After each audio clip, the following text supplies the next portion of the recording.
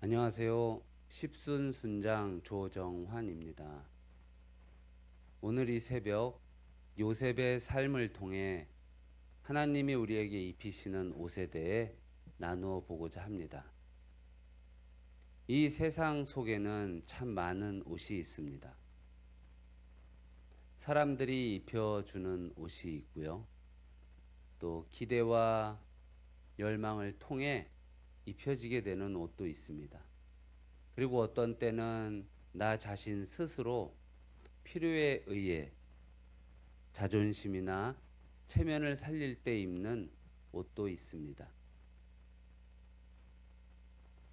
그렇다면 하나님께서 입히시는 옷은 과연 어떤 옷일까요? 우리는 지금 어떤 옷을 입고 살아가고 있을까요? 요셉의 삶을 통해서 한번 살펴보도록 하겠습니다. 창세기 37장에는 아버지 야곱에게 많은 사랑을 받고 채색 옷을 입은 요셉의 이야기가 나옵니다. 아버지의 사랑을 독차지한 요셉은 형들과 다른 삶을 살며 거친 들판에서 많은 일을 했던 형들과 다르게 요셉은 발목까지 내려오고 긴 팔까지 내려오며 장신구가 주렁주렁 달렸던 채색 옷을 입고 형들과 비교된 삶을 살아가고 있었습니다. 무려 17년간이나 그렇게 살고 있었죠. 육신의 아버지 사랑을 독차지했던 요셉은 그 아버지의 타락한 본성에서 나왔던 비뚤어진 사랑 때문에 형들의 시기 질투를 한 몸에 받게 되었습니다. 아버지에게는 특별한 사랑을 받았지만 많은 형들에게는 미움과 질투의 그리고 또 원망의 대상이 되었을 것입니다. 이어지는 4절 말씀을 보면 알 수 있듯이 아버지는 요셉을 사랑했지만 형들은 요셉을 미워했고 많이 불편했다고 기록되어 있습니다. 타락한 인본적 사랑이 왜곡되고 편향되어 편애를 낳았을 때 시기와 질투가 생겨나는 것을 우리는 볼 수 있습니다. 요셉은 거기에 그치지 않고 또 꿈 이야기를 통해서 형들에게 더욱 큰 미움을 받게 됩니다. 곡식단들이 형들이 가지고 있던 곡식단들이 요셉에게 절을 하는 꿈을 꾸었고 두 번째로는 해와 달과 11별이 자신에게 절을 하는 꿈을 형들에게 이야기했습니다. 그 꿈 이야기를 통해서 요셉은 더욱 미움을 받았습니다.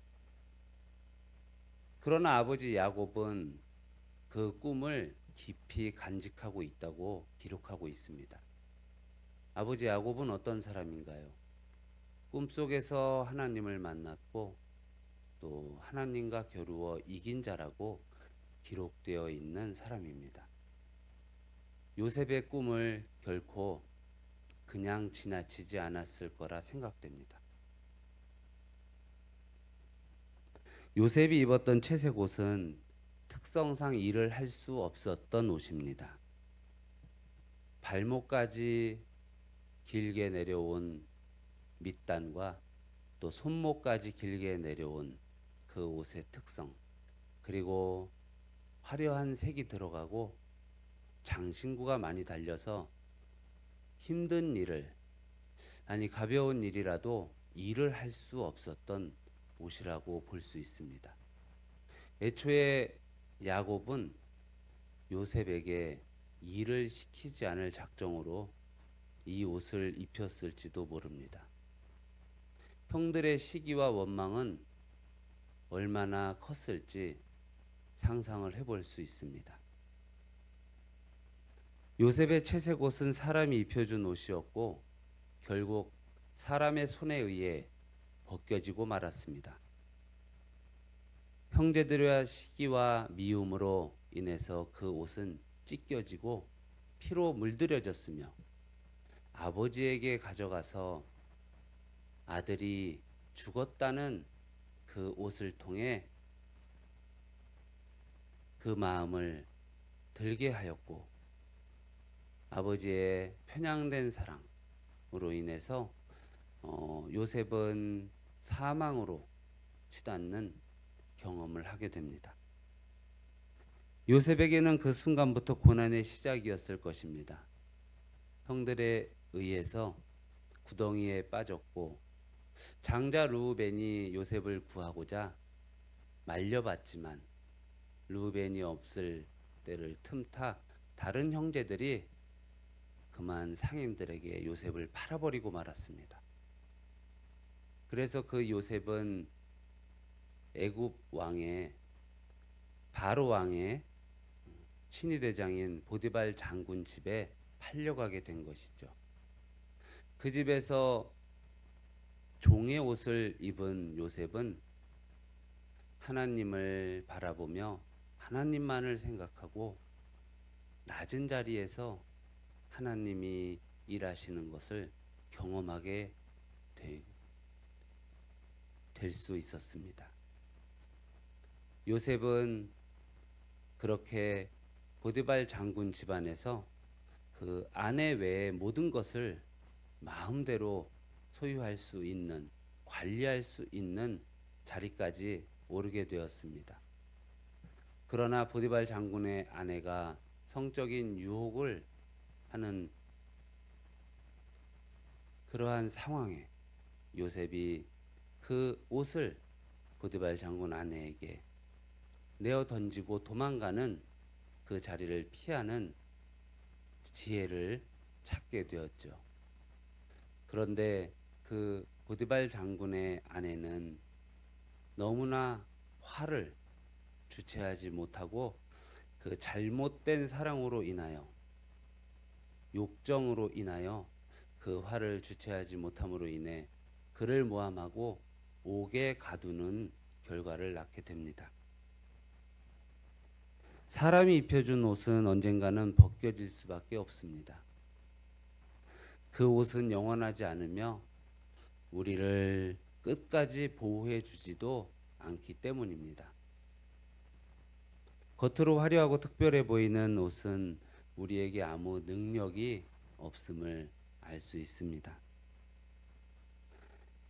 하나님이 입히시는 옷은 낮은 자리에서 시작됩니다. 요셉이 노예로 팔려가 종의 옷을 입고 수치와 모멸을 감당하며 그 자리에서 하나님과 깊은 관계를 맺게 됩니다. 나중에는 바로의 친위대장인 보디발 장군, 아내의 유혹을 떨쳐버리는 과정에서 옥에 갇혀 죄인의 옷까지 입게 됩니다. 하지만 보십시오. 이때부터는 그 옷들이 하나님이 요셉에게 입히신 권능자의 옷이었던 것입니다. 창세기 39장 2, 3절을 보면 여호와께서 요셉과 함께 하심으로 그가 형통한 자가 되었더라 라고 기록되어 있습니다. 형통이란 무엇입니까? 어떠한 상황 속에서도 항상 평안함을 말하지 않습니까? 요셉이 어디에 있든지 하나님의 편지하심에 거하였고, 요셉이 어떤 옷을 입고 있든지 하나님의 형상과 모양을 나타내고 있었던 것입니다.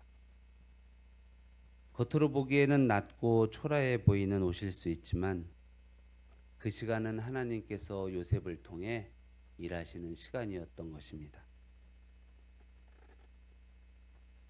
하나님은 종의 옷, 죄인의 옷을 통해 요셉을 겸손하게 낮추시고 순종 훈련을 시키시어 결국 요셉을 높이시는, 준비하는 그런 시간을 주셨던 것입니다. 감옥 안에서 요셉은 또 어땠나요? 감옥 안에서도 사람에게 또 실망을 했을 법합니다. 창세기 40장에서 요셉은 술 맡은 관원장과 떡 굽는 관원장을 만나게 됩니다. 이들의 꿈을 해석해주고 술 맡은 관원장이 다시 복직되는 일을 예고해 줍니다. 그런데 요셉은 이 상황에서 하나님을 잊었던 것인지 술 맡은 관원장에게 자신의 안위를 부탁하고 맙니다. 그런데 술 맡은 관원장은 바로 왕에게 다시 복직되어 만 2년, 3년이라는 시간 동안 요셉의 존재를 잊고 맙니다. 그리고 바로 왕이 꿈을 꾸었을 때 그때 요셉을 떠올리며 요셉 이야기를 꺼내게 됩니다.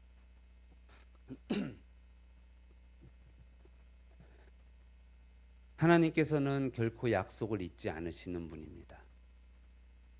요셉은 하나님의 약속을 잠시 잊었을지 모르지만 하나님께서는 그 약속을 잊지 않으시고 때를 준비하고 계셨던 것입니다. 하나님이 입히신 옷은 결국 영광과 사명, 존귀의 옷이 되었습니다.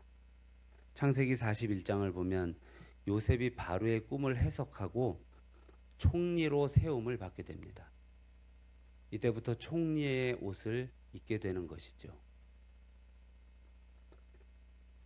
총리가 되자 바로는 요셉에게 인장 방지를 뺏어 줍니다.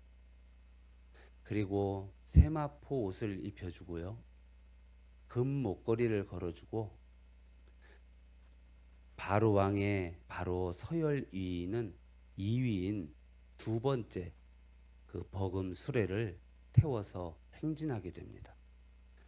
많은 애굽 백성들 앞에서 바로 왕은 이방인인 요셉을 2인자로 등극시켜 줍니다.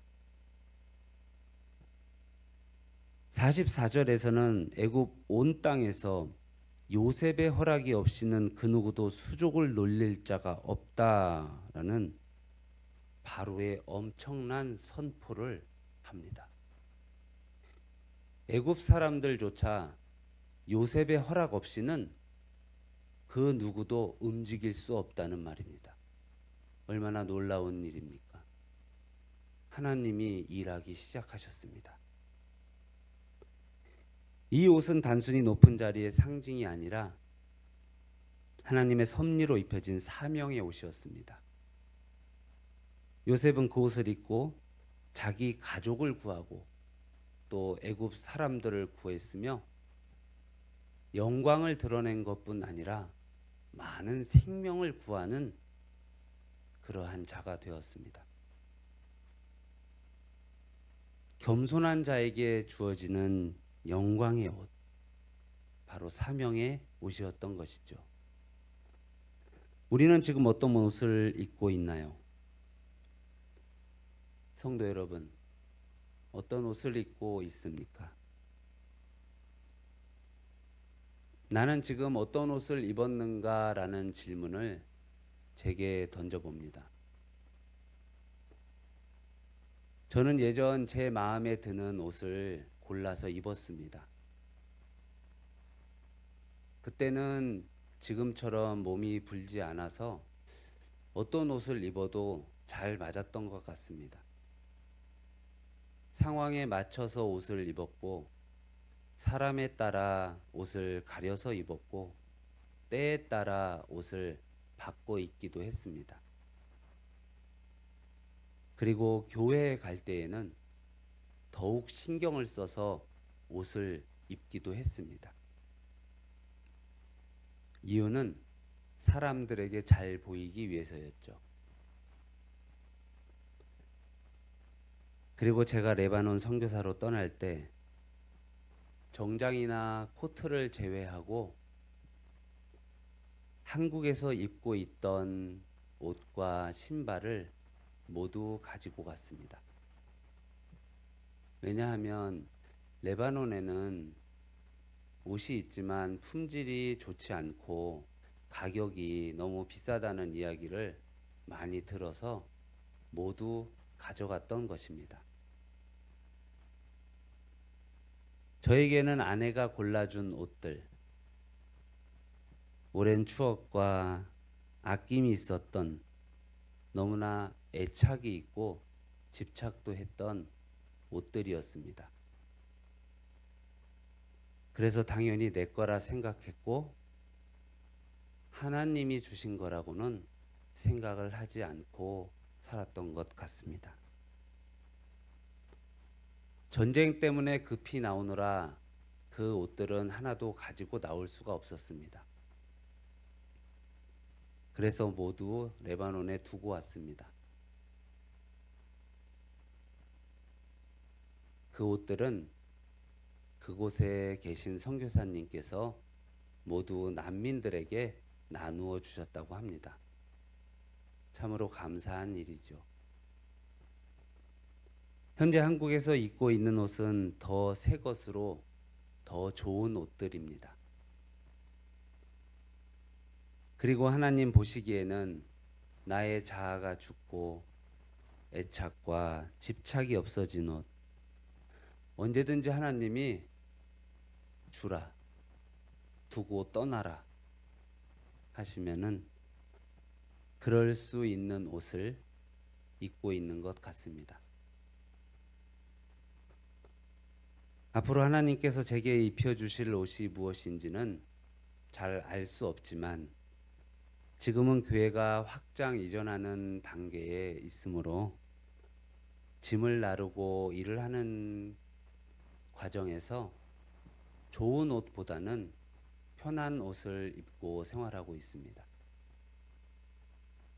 그러나 단순히 제가 입기에만 편하다는 의미는 넘어서 하나님이 여러모로 쓰시기에 편하도록 또 그 옷을 입고 있다고 생각하며 하나님께서 어떻게든 제게 필요한 순종의 옷을 입혀주고 계시는구나 라고 믿고 있으니 이 시간을 지나게 하시는 하나님께 기대가 되고 소망이 생기게 됩니다.